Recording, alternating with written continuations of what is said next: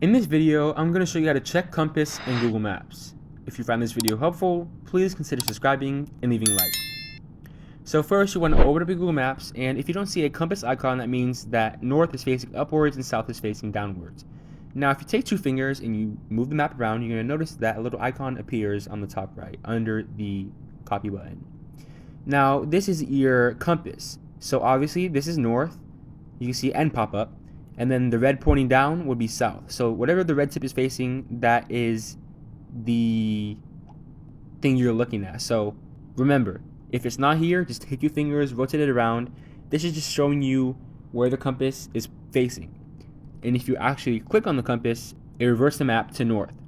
So as you can see, the compass thing is gone, but that means this whole map is north. So I can drag it around and know that I am facing north. And then obviously you can tell south is down, east is right, west is left. If this video helped you out, please consider subscribing and leaving a like.